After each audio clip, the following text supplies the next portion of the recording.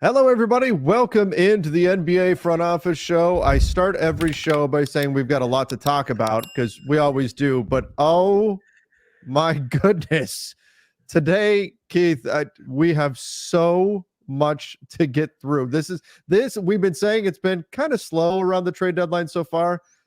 Not today, man. The floodgates open and there is a ton out there for us to dive into. But before we get to that, I notice you're wearing your Patriots hat today. Is that in honor of Bill?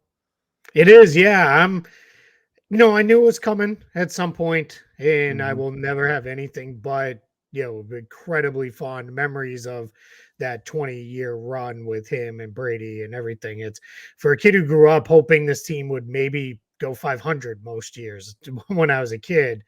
That run was I never ever could have expected it, but I'm a little sad today because it just like that's it, it's over, right? Like End of an that's the era. last piece, yeah, connected to that run, and now it's a full reset. So it's a little sad, but we soldier on, and we've got a lot of NBA to get into. But yes, I Yes, we do. appreciate you recognizing that. So I Mm-hmm. appreciated the notes we got back from yesterday's show too from a lot of people. A lot of people Yeah. were very level-headed about we got in that big discussion about officiating and all That that may have stuff. been our It was most commented show.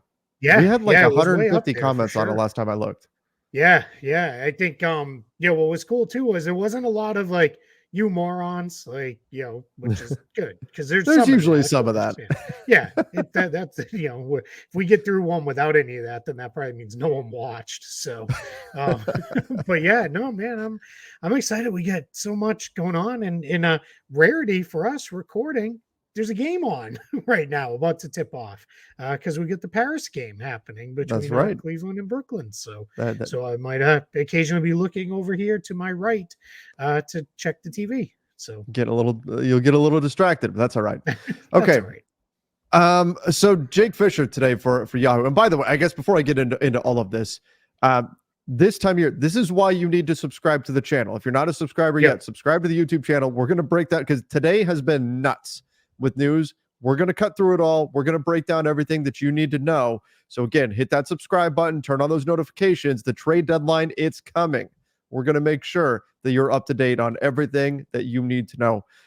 Jake Fisher dropped a big piece today for Yahoo. And I guess let's start. The main crux of the piece is that Dejounte Murray may wind up being the biggest name that gets moved at the trade deadline. On the one hand, that sounds anticlimactic, but on the other hand, he mentions like 5 to 10 teams that are all in the mix to potentially get Yeah. Dejounte Murray. So there's a lot of activity going on here around him. So I mean, I guess let's start here. Let's start with the ones that like the ridiculous. The Pistons are mentioned as a team that could be in. Well, no, wait. Pistons was Pascal Siakam. I think the Pistons might have been for Murray too. They Yeah, they probably are were. at this point, only Yeah, because all they right, shouldn't let me be. just run through them. It's Lakers, Knicks, Sixers, Heat, and Pistons for Okay. Murray. So So yeah, what? I mean, the roughly. Pistons. Why the Pistons? My only guess is there's a sense with Detroit that they are not going to just sell off their veterans and move forward with the kids, that they want to add players who are under contract long term, that they feel like fit with the guys that they have, and they want to start to push this thing forward. They're being realistic of they know there's no saving this season. Like that's not happening. But I think they really want to go into next season with, all right, we've got some guys, and I think their goal is rather than just sit around and wait for free agency and just let the rest of the season be what it is, let's do a little bit of free agency. Let's spend some of our cap space for next year right now. Let's get some of these guys in there, and then let's really start to see what it looks like. And let's use Dejounte Murray because that's who we're talking about. If you could get him in there with Cade Cunningham and get a 35-ish game look at the two of them together, why not? Right? Get a sense and then see, all right, well, maybe what we need around them is a shooting big or whatever maybe you think you need. So I think that's what their ultimate goal is here. Yeah, I mean, I get that, but most teams in the Pistons situation would be, hey, let's sell off the veterans and let's move forward Sure. there. But Yeah. okay, the Lakers. The We're rumor just there in was like that year 10, right? Of rebuilding for the Pistons. So that's and that I gets think the tiring. patience has run out, right? Like it's Yes. we can't keep doing this. It's probably not going to work if we be honest. Anytime teams shortcut a rebuild, it rarely ever works unless you're Oklahoma City and you land a star in Shea Gilgeous-Alexander in one of your trades as you sell off your veterans and start rebuilding. It rarely ever works that you can shortcut it and go a different way. And OKC didn't even really shortcut it. They just happened to land him, and then they draft and develop really well. So they built it all up that way. But yes, so moving on to better destinations for Dejounte Murray, places he'd probably really rather be too. So the Lakers have been mentioned as a potential landing spot. I said when Chris Haynes mentioned that the Lakers deal would have to start with Rui Hachimura and Austin Reeves, and that's probably not enough to really get them in the discussion. I went, oh, well, then the Lakers are out because I don't know that they should put Austin Reeves in the deal, period. But now on Jake Fisher's piece, it's saying that there is a path to a deal with the Lakers and the Hawks to get this done. Sources are telling him that there is a path to making this happen. It just would require the Hawks to add something of the Lakers' liking to their side of it in order to get the Lakers to include Austin Reeves in the deal. Now, obviously, we're talking about a much bigger trade, and we could speculate about what could be coming back from the Hawks side. But that, to me, the bit that stuck out, as much as we can sort through the different pieces that you could add to either side, it's that there is a legitimate path here to get something done. I had been operating largely under the idea that, well, if there's a bidding war and it's going to require Austin Reeves, it's probably going to be tough for the Lakers to get something done. So interesting that the news is that, yeah, there's a path to make this happen. And what would be interesting if you're Atlanta is that would be, let's say they throw in a pick or there's another player, not Jalen Johnson, presumably, Sure. but let's say the Lakers are like, if we're going to do this, we need Sadiq Bey because he can replace some of what Hachimura gave us. I'm just throwing that out there. Just throwing a name out, sure. Yeah, then that signals a little bit from Atlanta's side of, hey, we're not blowing it up and starting over. We're just resetting. We're going to reset with a different group of guys around Trae Young, and that's how we're going to move it forward. So I get it. Like, I could see that being a thing. I think if I'm Atlanta, I'd be very cautious about trading first round picks. Like, that would be Sure. a little worrisome considering you already did that for Murray. I know they've got an extra Kings pick in there. Maybe that would be enough. I don't know. That's probably projected to be a mid first round to 20s pick in that range. So I don't know that the Lakers are going to be all over that. But if you're the Lakers, if you're looking at it as, all right, we got to have Dejounte Murray, right? If they're saying that's what we got to do, they got to have Reeves. All right, you sweeten the pot with that pick, and then we still have D'Angelo Russell, and now we've got a pick. We could throw an additional pick. We could throw him with him into a trade to go get something else to replace maybe what we lost with Reeves, maybe what we lose with Hachimura or something like that. So that's where I love the way you phrased it. There's a path. That's where you can start to, okay, it kind of makes sense. Even if the initial pieces and names, it's kind of like, really? That's what's going to happen? That's where you can start to get to that path. Right, exactly. And then you noted D'Angelo Russell. There was also news on him that that there isn't a lot of trade interest in his $17 million contract. And I mentioned this over on Lakers Nation a few moments ago, that a lot of that is probably because that player option is a big piece of that, where teams figure, hey, if we trade for him and he doesn't go into a slump and he's great for the rest of the year, he's going to opt out, and then we're either going to have to pay him or we lose him, or he doesn't play well, and then because it's hot or cold with D'Angelo Russell, he doesn't play well, and then we've got him under contract for the next year, and maybe we don't want him on that deal if he's not playing well anyway. So I get why there would be some hesitation, in addition to all the stuff that comes with D'Angelo Russell. He's very polarizing as a player. So that was out there too, that there's not a lot of trade interest. So when you mentioned that first round pick maybe coming in and then you attach that to D'Lo, maybe that's something that you need to do if you're the Lakers as well. These things could all be connected. Yeah, I think from the Lakers side, he is not what I like to call like a dead contract where it's like the guy cannot play at all. So it's only strictly salary matching. But if you're the Lakers, you have to start to kind of think about him that way a little bit, especially right now at the deadline. That'll flip in the summertime. If he opts in when that becomes an expiring deal, that's a whole different story. But right now you have to start to think of it as, all right, that's 17 million in salary matching. That's what it is. Because at this point where he's at, no one is jumping all over themselves to, I got to trade for D'Angelo Russell, as you said. I had somebody tell me when they were in town last month for the showcase, they're simple evaluation was that Lakers team most nights is dying for offense, and he's not even getting regular minutes and a real chance to be the guy for a team that needs, theoretically, The what guy. he can bring. And it's just they're not going that way. So yeah, I think if you're the Lakers, that's what you're kind of looking at it as, is there. It's starting to feel like two things with this. One, it's starting to feel like Dejounte Murray's getting moved in the next Yes. few Yep. weeks, right? I think we're there. I think the Hawks are. That's our path to making the biggest kind of changes around our guys that we can make, because they're just not going to trade Trae Young this year. That's not going to happen. So then I think the other piece is starting to feel like maybe I don't want to ever say Austin Reeves was untouchable, because you know my feelings on that. There's like less than 10 truly untouchable players in the entire NBA. But I think it's starting to feel like maybe the Lakers are coming to a realization of, if we want to do something big, it may have to involve Austin Reeves getting traded. Right. It just may be the only real pathway to doing it, because he's, of the guys they will trade, he's got the most trade value, I think, by far and away. He's the guy everyone will ask for. Every team, the first thing they're going to say is, will you give us Reeves? Like, that's because they know they're not going to ask for LeBron. They're not going to ask for AD. They're going to ask for Austin Reeves. The Knicks are interesting to me. I kind of feel like, are they aiming too high here? If the goal is, as Jake Fisher mentioned in his piece, that the goal is for depth behind Jalen Brunson at the guard position, are you aiming too high with Dejounte Murray, or does what this do? Do you go with the Hawks model of a Dejounte Murray and another ball dominant point guard in the backcourt together, which didn't work out great for the Hawks, but maybe Jalen Brunson and Dejounte Murray works, and then that shifts like Dante DiVincenzo into a backup role? Is that the way you look at this, or do you think the Knicks should be aiming a bit lower in their guard targets in terms of the cost it would require to acquire a player like that?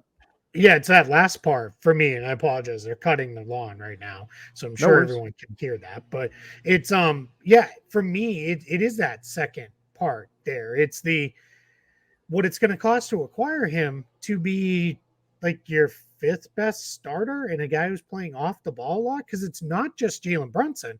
Julius Randle has the ball a lot in New York too. Yes. So I don't know. I don't get it. Like Dejounte Murray, he's one of those guys when you look at him and you're like, all right, Dejounte Murray's got pretty good size. He's, pretty quick. He's good probably stats. A pretty good defender. But then you watch and you're like, it's not that he's a bad defender. He's not a lockdown defensive guy. He's not good off ball. So yeah, pairing him with Jalen Brunson and Julius Randle, it's just not a direction I would go. You're putting a lot on OG Anunoby to make every shot he takes, because he's going to have to be the one that opens the floor. So to your question, yeah, go a little lower. You can add point guard depth at the trade deadline a million different ways. That doesn't involve trading for a guy who makes major money. I just wouldn't do that if I'm the Knicks. I would save those assets and trade pieces from picks and contracts and valuable players to do something bigger. Just do something bigger than Dejounte Murray. I just don't love that fit. The Nets also mentioned, but according to Jake Fisher, despite the fact that they've been connected to Murray, the Nets, and this is directly from Fisher's piece, the Nets don't appear to be actively pursuing Murray at this juncture, and Brooklyn and Atlanta haven't shared significant dialogue at this point. So even though they are a team that gets mentioned, apparently they are not like actively engaged there. Although, as we know, we say this all the time, it takes one phone call to change that dynamic in the NBA. The Miami Heat, another suitor to keep an eye on. Again, once again, there hasn't been anything substantive, but we know anytime a player of any kind of significant caliber pops up, the Miami Heat are going to be interested in acquiring that player. We know they went after Damian Lillard, weren't able to get him. Could they be the landing spot for Dejounte Murray? Yeah, I mean, and that one makes a little more sense, right? Their only real point guard right now on the roster is Kyle Lowry. Kyle Lowry is old. He's at the end of his contract. Presumably, he would need to be involved in this trade, whether that would be straight up, or you work a 3-team deal where Lowry goes somewhere else, or Lowry just goes there, gets bought out, and joins another team later. That could be a thing as well. So I think what we're really kind of looking at here is this is a situation with Murray where that one makes a lot of sense, because you can give him the ball. They need one more creator Yep. alongside Hero and alongside Butler. He will. I know I just said he's not like the greatest defender. He doesn't live up to what he looks like he could be, but he's still a pretty good defensive player. And the So I Heat think would get the that's most out of his defensive abilities. exactly. Yeah, they would really have him playing at the best levels he's ever played at. And then, yeah, they need a long-term answer at point guard. So that one makes a lot more sense to me. And you're right in what you said. Miami, I say it all the time. They're Lakers East, where it's good player comes on the market. There's just going to be a lot of connecting the dots to that player, just because people are like, well, they're in on everybody. So Yeah, it to some extent it's true, right? Because they've done it multiple times. because they are. Yeah, it's as simple as that. Just that's what history tells us, that they're going to be interested. It does make sense for them as a potential target. And I could see them making something work. I mean, we know the Miami Heat get aggressive when it comes to trying to make these deals work and see if they can get something done. And he, like, in terms of where would, like, if we were looking at this from a fantasy basketball perspective, if I had Dejounte Murray on my roster and I know he's getting traded somewhere, I think Miami would be my preferred spot, because that's where I know he's going to get the ball a ton and he's going to be able to produce at a high level still. Yep. And I'm going to warn everybody right now, we're about to have the perfect storm of noise here because they are cutting the grass. The dog groomer just showed up to take the dogs to be groomed. So that's going to be noisy. And the Amazon truck is outside. So, yeah, good times here at the Smith House. All things happening around the NBA and in the Smith household at the same time. One more thing here, the Philadelphia 76ers have been on the market looking for point guards. Tyus Jones is not a target to keep in mind, but the Sixers could be a team that jumps in if the Hawks are kind of waiting till closer to the deadline. Maybe the Sixers jump in right now. Also mentioned that the Sixers aren't in any rush to burn the pieces that they got in the Harden trade. They're not like rushing into any kind of a deal. And there's little belief that the Sixers will pursue either Pascal Siakam or Zach LaVine before the trade deadline. So I know they've been connected to both those players. Sounds like despite the reputation that Daryl Morey has for being kind of the big game hunter, the guy that's always in the mix for everything, the Sixers are kind of saying, whoa, let's pump the brakes here. We've got something good right now. We're not going to do something crazy. We're going to be patient, and we'll see what comes our way before February 8th. Yeah, either Morey is playing the best poker game in the world on That could be Siakam it and too. LaVine, or he's really not interested. And I think Siakam's not a great fit there. That becomes a little bit of a weird fit with him and Joel Embiid and Tobias Harris, as long as he was still around there. That just gets a little messy. And then LaVine, I just don't love that fit for them. I don't think it would be terrible, but I gotta believe Daryl Morey's probably looking at it and saying, I can do something better. I can go bigger with the players, the draft picks, the cap space. Like I can do something bigger. I will say though, I continue to believe Philly's best path may not mean waiting to free agency. We already saw Kawhi Leonard came off the board. Paul George probably going to come off the board. Do your shopping now. Yeah, right. So go get it done now if there's something you can get done. It's not saying you have to, but because you can use cap space and trades and we get all that stuff. It just may be a little easier to make a deal now using some of those players you have. And they also don't have any of the restrictions on them right now. They're not sitting, in a bad spot, built up cap wise or anything. The other dog's losing his mind because the one is now gone. So he's like, what happened? But Where's yeah, my friend? yeah, that's exactly what it is. And we've got people outside. So his little brain is broken here. But yeah, but back to basketball, I'm not sold. Philly's like out on doing anything.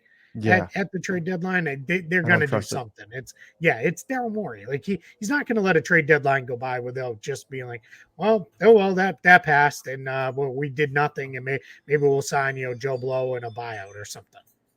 He can't help himself. It's like me on Black Friday. I'm like, I don't need anything. Wait, that's on sale for how much? Buy. Yeah. Right. That's Daryl Morey. I was gonna say it's like my wife at IKEA. It's like, oh, that's cute. Let's pick that up. Where are we gonna put it? I don't know. I'll find a place for it. It's like oh, okay. Like there it is. Like Daryl Morey's just he's just doing a little shopping. I like to say he tinkers, right? He tinkers with the roster. So that's how you wind up with like the 76ers land Clint Capella or something like that. And you're like, what are you going to do with him? Yeah. I don't know. We'll Well, figure it out. I don't know. I'll figure it out. Put him over here in the corner. Speaking of Sixers, we should do this while we're on the Sixers topic. Yeah.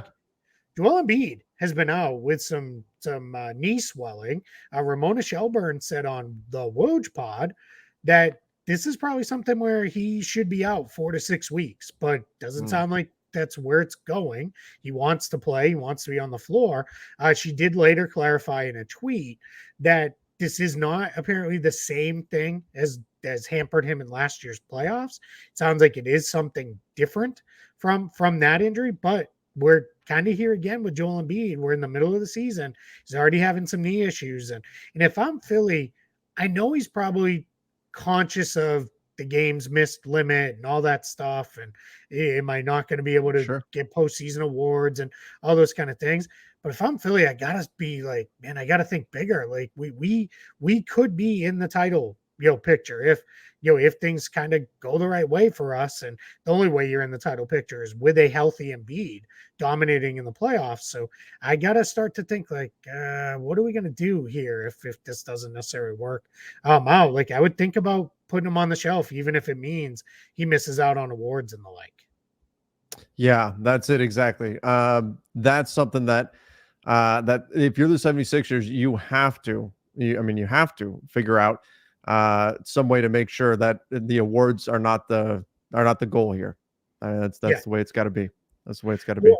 Too, he's already he's not one of these guys like Towns or Booker who's waiting on a to qualify like they had been in years past. He's already on his contract, so his contract's already done. So it's not like if he doesn't make All NBA, he misses out on money or anything like that. Like his contract's already locked in and complete with that. So that's the thing. It's truly about like historical legacy. And he did talk about like those things mean a lot to him. And like he wants to, build a legacy of, himself as a player in the NBA. So I get it from his standpoint there, but this sometimes becomes one of those things where you got to protect the player from themselves. Yeah, absolutely. All right.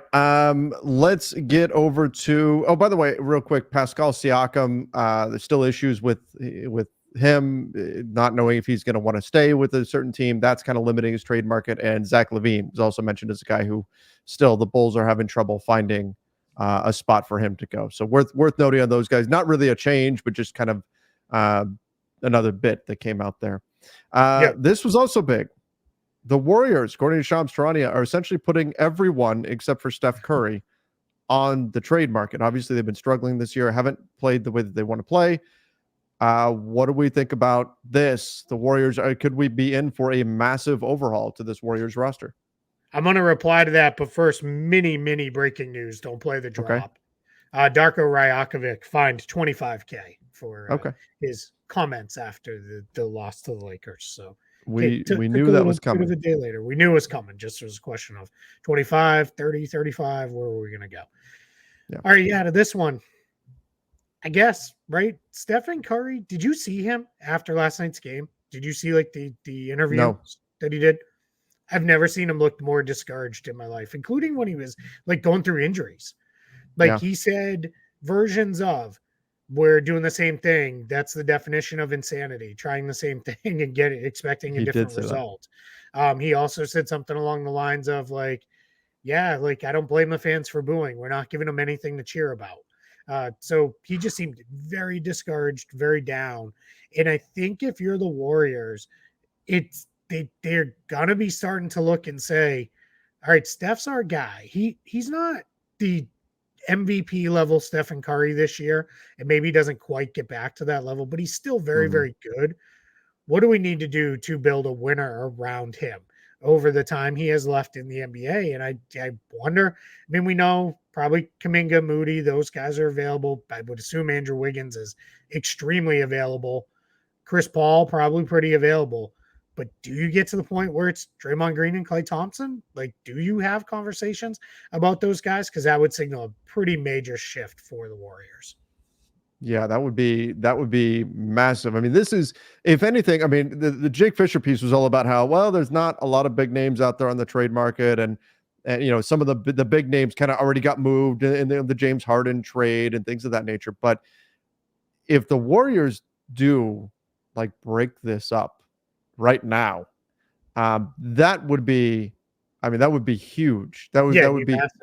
Yeah. right. I mean, that would be a massive shift that we'd be seeing for that organization. And that would be that we would remember this trade deadline as the year that the Warriors essentially ended their dynasty run, or at least tried to sustain it by making some big and probably trading some guys that they don't want to move.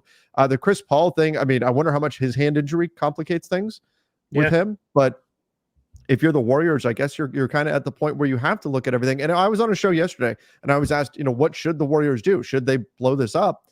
And I said, for most teams, I would say yes. Now is the time. Cash in your assets, trade your guys, and figure out what the next iteration of your team is going to look like.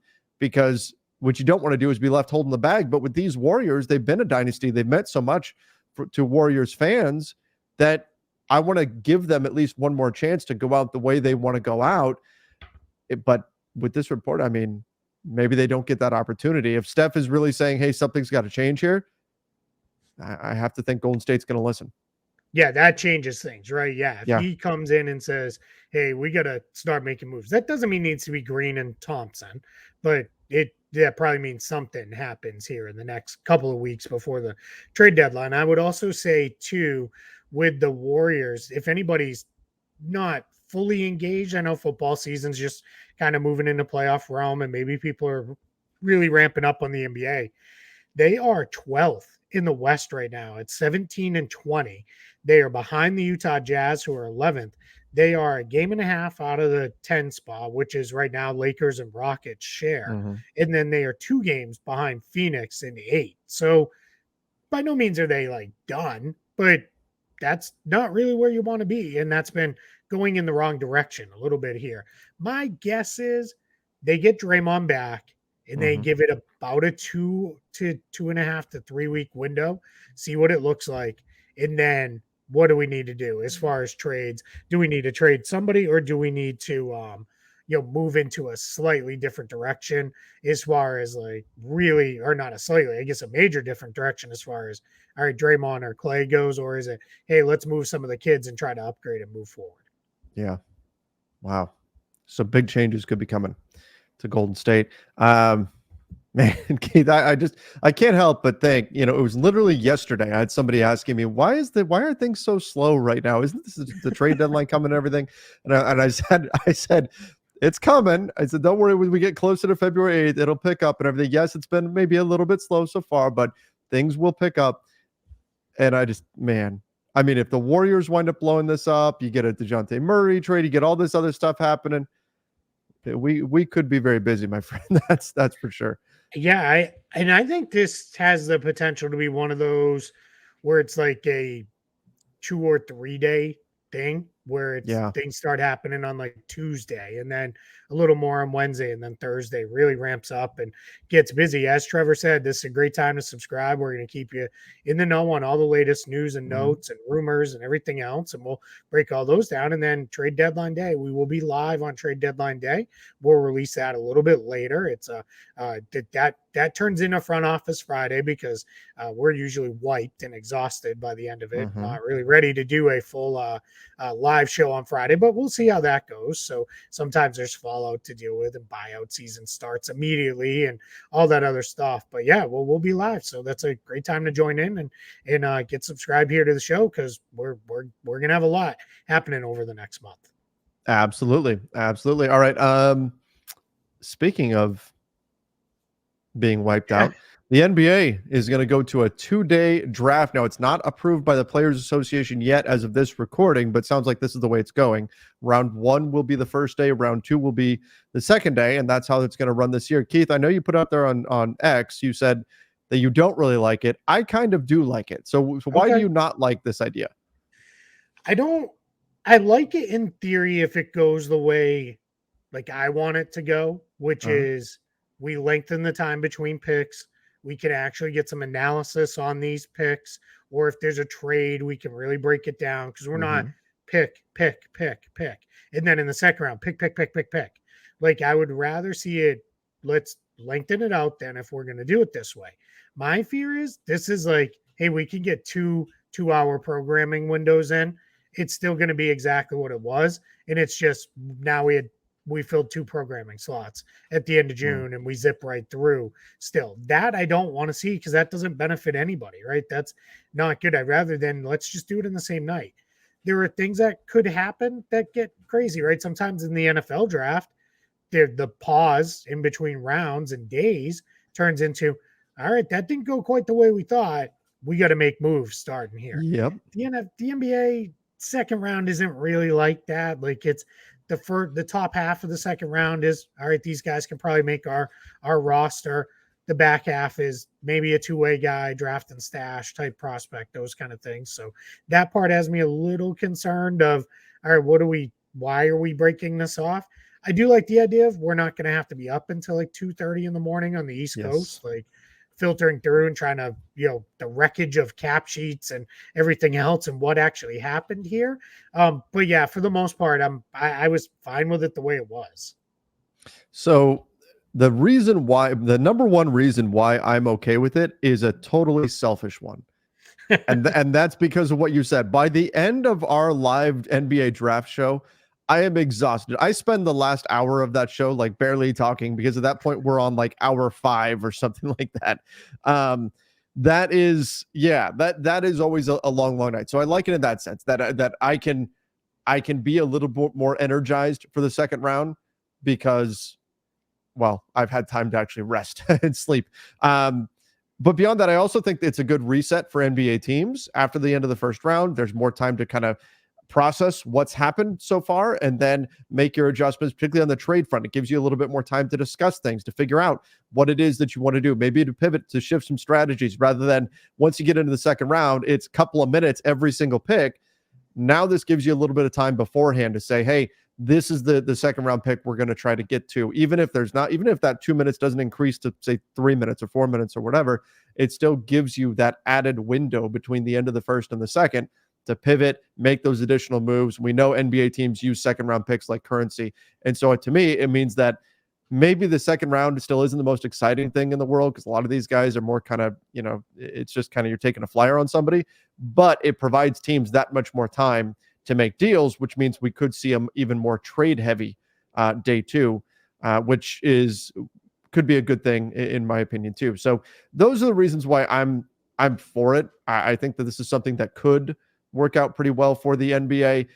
I think you're right though, if this is just hey, this is extra opportunity for us to put in commercials and here's a couple of slots filled in the programming schedule, that's where, okay, it probably doesn't make the most sense. But even if that is the case, that still checks the box of me not doing a 5-hour straight broadcast and you as well. Yeah, and I love to hear myself talk, as anybody who watches this knows. So I'm like, let's go all night. Like there's been times where I think Sean and I are like, do we just want to stay and finish it out? And you're like, absolutely not. No. I'm like, no, I'm done. Like I want to go to bed. I do the play-by-play for the Lakers games, right? I do the play-by, so that's 2.5 hours, and then I go straight into our post-game show, and that's another hour. So that's like 3.5. That's like my cap. I hit that and I'm exhausted. Yeah. If anybody wants to see, go back and watch, like Trevor's hanging in there for like the Lakers second round pick. And then he's like, I'm done. See you later. You guys talk about whatever you want to talk about. I'm like, with you. We get into the thick of the second round and I'm like, you guys could be making up names right now. I don't know. Right. We're going to do it to you at some point. So a couple things. One, if there's more time devoted, like I said, to analysis, I like the idea too of being able to pause and really, all right, what went down tonight and really get into it. I like the idea too of a team saying maybe in the second round, like, hey, we really wanted this guy at 25 and we just didn't have time during night 1 to make it happen. Let's make a deal now and figure it out to move that player or something. Mm-hmm. It's the long held belief is and it's everybody in the league will say, if draft ends and you could start the draft over and it would go very, very differently the next time around, because everybody, part of it is, all right, now we have intel on, you told everybody you were out on that guy because he didn't have he wasn't tall enough. He didn't have a long enough wingspan or whatever. You didn't like his hair. They draft him anyway, right? Yeah. And, those are the things where it gets a little crazy. So I'm open to that. I hope the second round, let's not have Nikola Jokic get drafted during a Taco Bell commercial. Like, let's right. really try to give these guys a little bit more shine. You know, as Nikias Duncan put it to in like a chat we're in, he said, I don't want them to speed run the second round like they do today. And that's totally fair. Like if we do this the right way, it is a chance to be awesome. I mean, let's face it, I'm going to be there both days, Sure. like watching no matter what. So that part doesn't really matter. It's just, I don't know. And part of this is also, I kind of like it the way it is because there's a little bit of a, hey, if you're here at the end of the second round, like you're hardcore and you're here, like you're my people, like let's hang out, let's be buddies. So there's a little bit of like an that too accomplishment with me. So it's like you're at the top of Everest there, and you're counting yourself among the few. Yeah, it was like when free agency opened at midnight Eastern. It was like, all right, who are the real sickos that are here with me too? Like who's up at 2:30 in the morning East Coast time? Like, but it never days. shocks to remind me how many people there are like that. Like the Kevin Durant trade last year when we went live after like that 2 at in like the 2 in the morning, and we had like thousands of people watching live, and it's like, all right, there's a lot of maniacs out there that are love this sport as much as we do. So that part of it's cool. But I'm gonna say this: I'm not killing this. I'm not completely out on this. I'm open-minded. If they do it the right way, I think it could be really good. So I'm open to it. I am running a poll over on X right now. If anybody wants to check that out and vote in it, just because I was curious to see, because one idea I saw some people throw out is why not do the lottery night one? Really turn that into like a big thing and then do the rest of the first round and the second round on night 2. And that's an option maybe that they do. We know with the NBA, they'll try it. If it doesn't really work the way they want, they'll try something different. And then maybe eventually they go back to the way it always was. That's what they did with the All-Star game. Yeah, that's right. For now, who knows what the All-Star game is going to be in a couple of years? Exactly. It is constantly shifting that. Yeah. Okay, we've got some other things we need to get into. More bad news for Memphis. Marcus Smart now out 6 weeks. I'm not going to even try to pronounce what the injury is. He hurt his finger very badly. Yeah. I showed the funny thing though.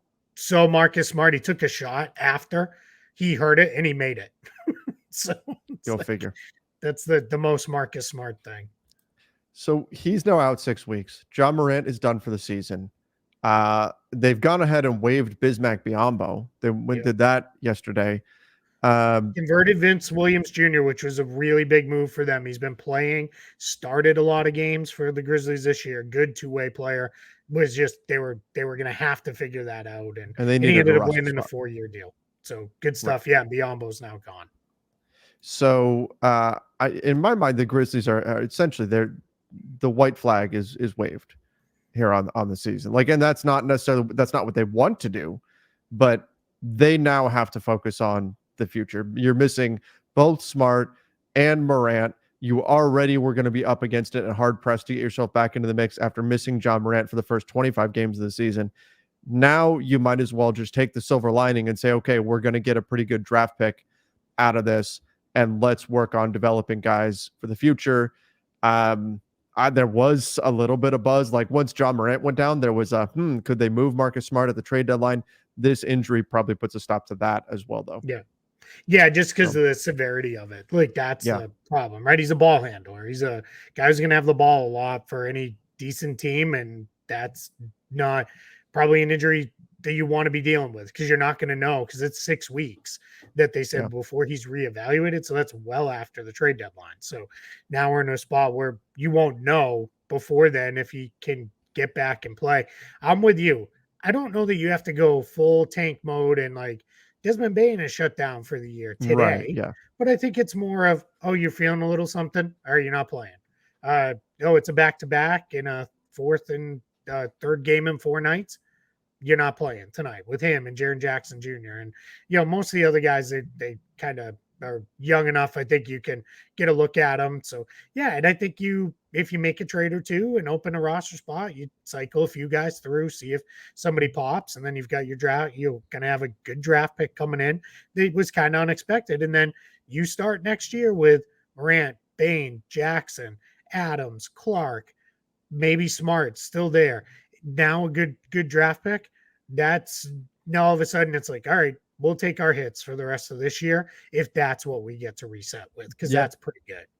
It's kind of a quasi Spurs, David Robinson gets injured and suddenly you get Tim Duncan and then you're off and running. You're back up again real quick. That's the ideal scenario, is that you hit on a draft pick, or maybe you trade the draft pick, you add in whatever the final piece is, and you're right back, at the top of the Western Conference the next year. Yeah, because that's the other thing too. That's going to be a nice draft pick to dangle and trade. If you want to go that direction. So yeah, I'm with you though. They are, let's see, they're now 13th in the West. They are 4.5 games behind the Rockets. So that's a lot. But I will say they've won 3 in a row. So they just, maybe that's what maybe they just needed to just keep removing guys. We'll get down to 6 or 7 dudes, and that's it. These are the guys we needed. So it'll be the Jake LaRavia will take over, and that will that'll do it. Big body Roddy. All right, let's go to this. Kawhi Leonard expects Paul George and James Harden to stay with the Clippers. How is that going to happen? And I know, Keith, you haven't even told me this yet. Before we came on the air, you said that you have added info or additional info on the Kawhi Leonard extension that I know was so perturbing yesterday. What do you know? Yeah, so basically what it is he's going to make about $52.3 million next year if the cap goes up enough to allow that. So that is what they've done, is they've written this extension, a price in the cap going up like the maximum 10%. What will happen is if that's above his max, that'll get forced down to whatever his max number is. So that'll get forced down to about 49.7. That's the projected. Year 2, 50 million. Year 3 is 50.3 million. So it was initially reported as flat 50 each of the 2 years. That's what I had heard from folks. But now that it's all been done and it's out there, 50 and 50.3. So no major changes in there. But that's why, if anybody's looking on Spot Track, it's like, I thought it was 152.4 million. Why does this not reflect that? That's why, because it's our number. We use the real projection for next year, which came from the league directly. We will change it when the league changes it or when it gets finalized. So that's just a little bit there. Paul George, everybody now expects probably within the next week or so, he'll probably get his extension finalized. Probably also be a 3-year deal like Kawhi Leonard. They'll keep the two of them tied together. Probably going to end up being very similar money. And what's important there is that's a little bit less than exactly every penny Kawhi could have gotten in an extension with the Clippers. And maybe that is enough to help them once they re-sign George and Harden to maybe there's a world where they can dip under that second apron and free things up considerably to make moves and make changes, or at least free them up temporarily where then maybe they go back over the second apron later. It's going to be, interesting to watch it all play out over the next really 6-ish months, because that's when we'll know what's going on with Harden. But I think it's very clear the success they've had together, and they've been very good for a month and a half now as a group. This says to me we're at a spot where these guys are going to make this work, and they're going to stick together. So there's no reason to believe anything will get broken up in LA. In the rest of this year, maybe they do say, hey, let's go add one more guy. Let's add to this bill, because we're kind of last chance saloon here if we want to go big or go home and do matching salary and take on money and all that stuff. So lots still to be written with the Clippers, but just a little bit of news there on Kawhi and the rest of the guys. You notice there is a name missing there. Did not mention Russell Westbrook. Yeah. Well, he's got a player option next year. I think he's just back. He just picks up the player option. Yeah. And I think he's settled into, plays 15, 20 minutes a night. He's actually playing pretty well. It's kind of like he did last year with the Lakers, right? Eventually he transitioned into that bench role and was like, this actually isn't too bad for him. And I think if you're Russ, you start to look at it as, all right, I can probably extend my year or career 2-3 more years if I want to, if this is the role I'm open to playing. So we'll see. I mean, then there's always the option, maybe things go sideways in the postseason and he doesn't want to do that anymore. Who knows? All right. Well, Keith, somehow, some way we've made it. I know there is other stuff out there, but we'll save some of that for tomorrow. Crazy, crazy times. Again, make sure you do subscribe to the NBA Front Office Show. Follow us over on Apple Podcasts as well. Not just the YouTube channel, but Apple Podcasts, Spotify, wherever you listen to the podcast, because we've got a lot of stuff going on right now in the NBA world. And we're going to be here every day breaking it down for you. In fact, today is, for a moment, I literally forgot what day it was there. I had to check. It is Thursday, which means tomorrow we're going to be live for Front Office You Friday. threw me off with your tweet today where you were like, hey, make sure you're tuning in because there's a lot going on in the NBA. Make sure you subscribe. And I was like, oh no, is today Friday? Did I lose a day somewhere? I was just a thrown general, off. like, hey, make sure you subscribe. Hey, I appreciate it, man. It's good stuff. Yeah. That's the time of year we're at. You lose track of what day it is at this point in the NBA season. Yep. All hey, right, for everybody. anybody who is watching the Cavs Nets going on, it's been fun back and forth game right now. Cavs are up 14, so a little afternoon hoops is always welcome around here. All right, always a good thing. I think I'm gonna have to put that on while I'm editing this show. All right, everybody, thank you for joining us. Till next time, see ya, and stay safe.